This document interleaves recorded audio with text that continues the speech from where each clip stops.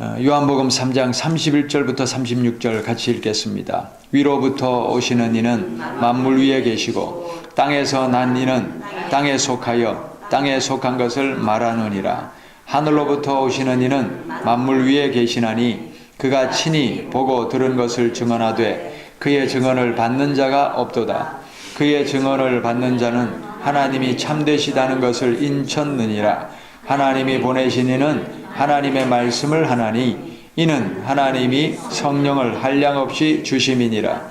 아버지께서 아들을 사랑하사 만물을 다 그의 손에 주셨으니 아들을 믿는 자에게는 영생이 있고 아들에게 순종하지 아니하는 자는 영생을 보지 못하고 도리어 하나님의 진노가 그 위에 머물러 있느니라. 아멘. 요한복음을 읽어가다 보면 하나님 그리고 아들이라는 표현이 계속 반복해서 나오고 있어요. 이것은 무슨 말씀이냐면 예수님이 누구셔요? 하나님의 아들이시죠. 예수님이 하나님의 아들이시기 때문에 이것을 믿어야 되는데 유대주의자들은 이걸 믿어요, 안 믿어요? 안 믿어요.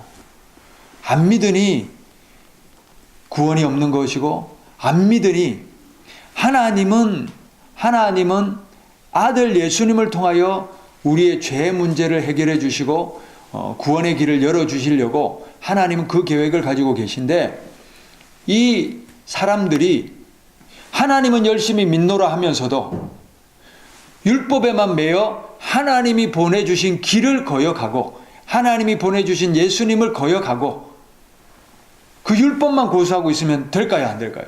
이게 안 된다는 거예요. 그래서 하나님을 아는 자는 하나님이 보내신 아들도 알고 하나님이 보내신 아들을 믿는 자는 보내신 하나님도 믿는 사람인 거예요. 36절입니다. 아들을 믿는 자에게는 영생이 있고 아들에게 순종하지 아니하는 자는 순종하지 않는다. 이 말이 제가 원문에 찾아보니까 믿지 않는 이렇게 되어 있습니다. 아들을 믿는 자에게는 뭐가 있고요? 영생이 있고 아들을 믿지 않는 자는 영생을 보지 못하고 도리어 하나님의 진노가 그 위에 머물러 있느니라. 아들을 믿는다는 것은 아들을 보내신 하나님도 믿는 것이고 하나님을 진정으로 알고 믿는다면 하나님이 보내신 구원의 길인 예수님도 믿어야 될 줄 믿습니다. 5장 20절부터 읽읍시다. 5장 20절부터 29절 말씀. 계속해서 요한복음은 예수님이 하나님의 아들이심을 믿어라 하는 그런 말씀을 선포하고 있어요. 5장 20절부터 읽습니다. 아버지께서 아들을 사랑하사 자기가 행하시는 것을 다 아들에게 보이시고 또 그보다 더 큰 일을 보이사 너희로 놀랍게 여기게 하시리라. 아버지께서 죽은 자들을 일으켜 살리심같이 아들도 자기가 원하는 자들을 살리느니라. 아버지께서 아무도 심판하지 아니하시고 심판을 다 아들에게 맡기셨으니 이는 모든 사람으로 아버지를 공경하는 것 같이 아들을 공경하게 하려 하심이라. 아들을 공경하지 아니하는 자는 그를 보내신 아버지도 공경하지 아니하느니라. 24절. 내가 진실로 진실로 너희에게 이르노니 내 말을 듣고 또 나 보내신 이를 믿는 자는 영생을 얻었고 심판에 이르지 아니하나니 사망에서 생명으로 옮겼느니라. 아멘. 예수님의 말씀을 듣고 믿고 또 예수님이 하나님의 아들이시라는 사실, 나 보내신 이가 누굽니까? 하나님이죠. 하나님이 예수님을 보내셨다는 사실을 믿는 자는 어떻게 됩니까? 영생을 얻었고 심판에 이르지 아니하나니 사망에서 생명으로 옮겨내리라. 예수님이 하나님의 아들이심을 믿으시기 바랍니다. 그러면 영생을 얻는다는 거예요. 25절. 진실로 진실로 너희에게 이르노니 죽은 자들이 하나님의 아들의 음성을 들을 때가 오나니 곧 이때라. 듣는 자는 살아나리라.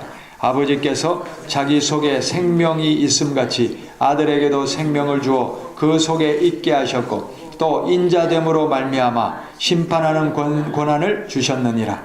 이를 놀랍게 여기지 말라. 무덤 속에 있는 자가 다 그의 음성을 들을 때가 오나니 선한 일을 행한 자는 생명의 부활로 악한 일을 행한 자는 심판의 부활로 나오리라. 아멘. 아들 예수님을 하나님의 아들로 믿는 자는 영생을 얻게 될 줄 믿습니다. 세 번째, 6장 35절 계속해서 하나님 아버지의 아들이 바로 예수님이라는 사실 계속해서 선포하고 있어요. 6장 35절부터 40절 읽습니다.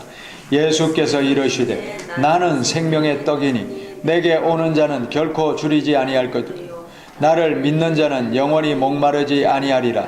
그러나 내가 너희에게 이르기를 너희는 나를 보고도 믿지 아니하는도다 하였느니라. 아버지께서 내게 주시는 자는 다 내게로 올 것이요 내게 오는 자는 내가 결코 내쫓지 아니하리라. 내가 하늘에서 내려온 것은 내 뜻을 행하려 함이 아니요 나를 보내신 이의 뜻을 행하려 함이니라.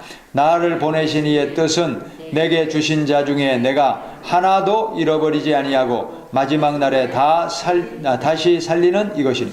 나를 보내신 이가 누굽니까? 하나님. 하나님의 뜻은 예수님을 통하여 만민이 구원받고 살아나게 하는 것이 하나님의 뜻인 줄 믿습니다. 40절 다 같이 읽읍시다.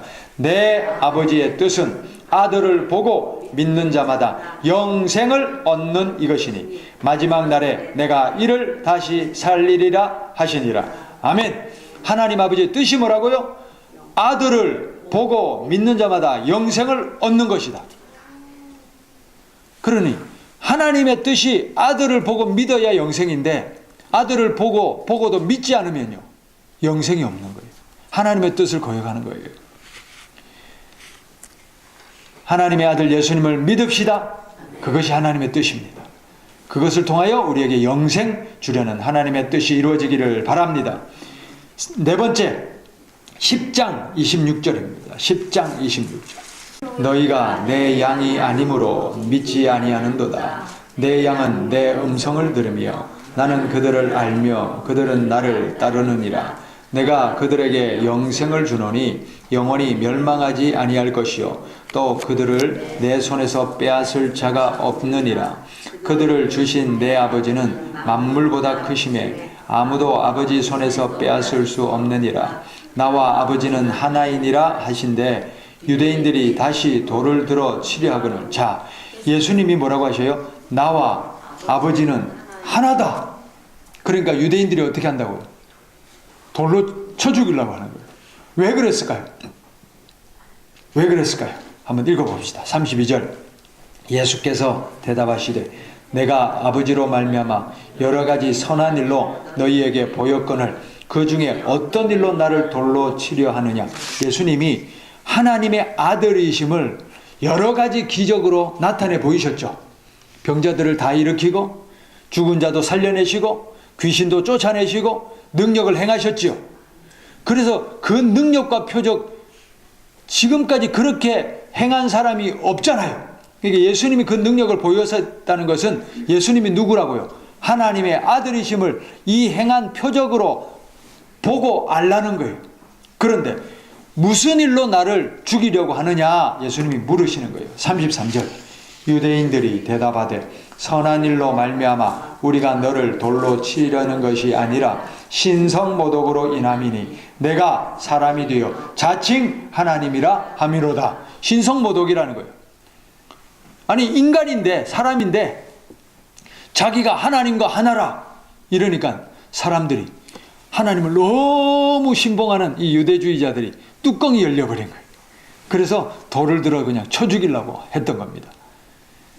자, 그런데 예수님 이렇게 말씀하십니다. 34절 예수께서 이르시되 너희 율법에 기록된 바 내가 너희를 신이라 하였노라 하지 아니하였느냐.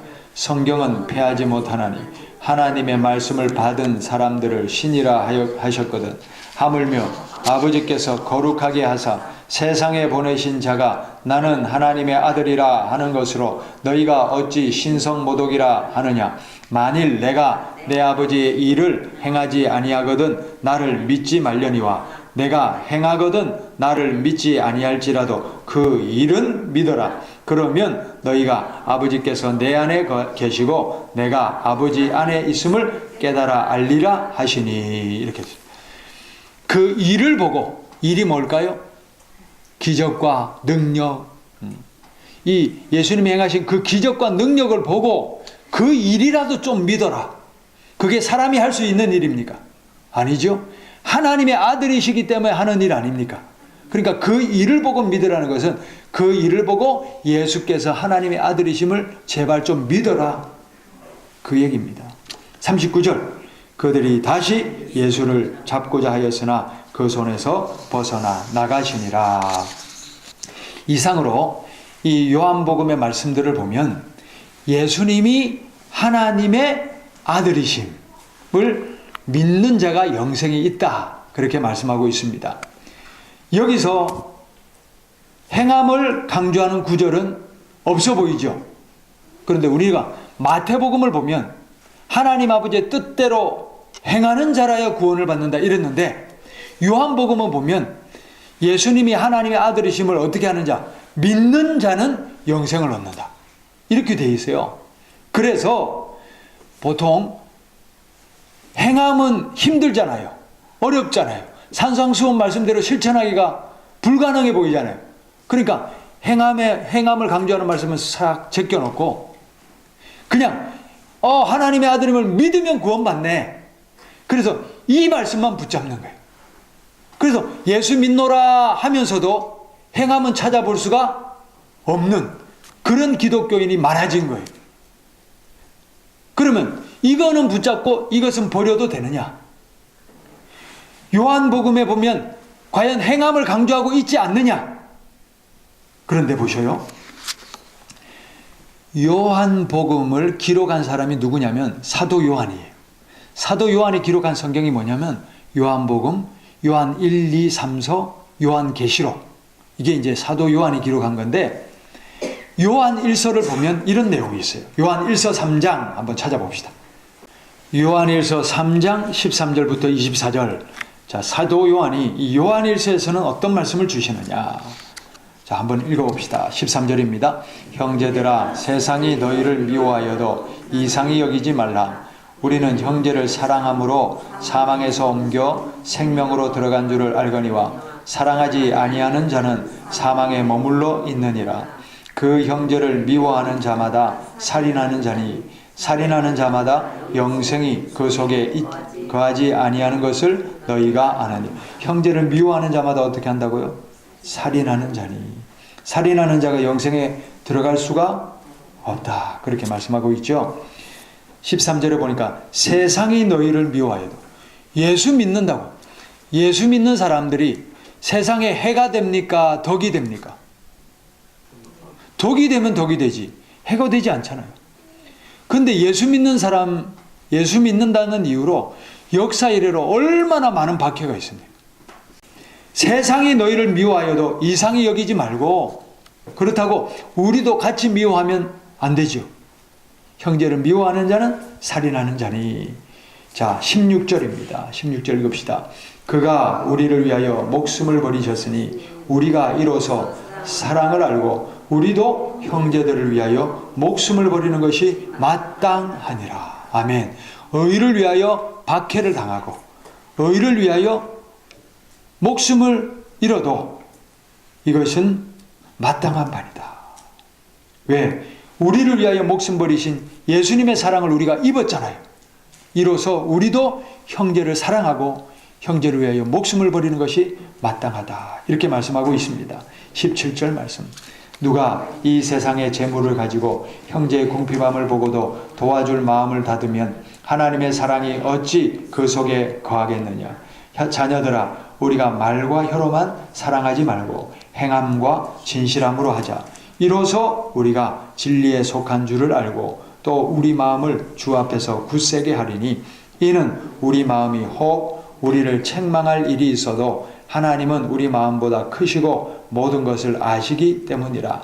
사랑하는 자들아, 만일 우리 마음이 우리를 책망할 것이 없으면 하나님 앞에서 담대함을 얻고 무엇이든지 구하는 바를 그에게서 받나니, 이는 우리가 그의 계명을 지키고 그 앞에서 기뻐하시는 것을 행함이라. 아멘. 우리 마음이 우리를 책망할 것이 없으면 이랬어요. 자, 저를 한번 보셔요.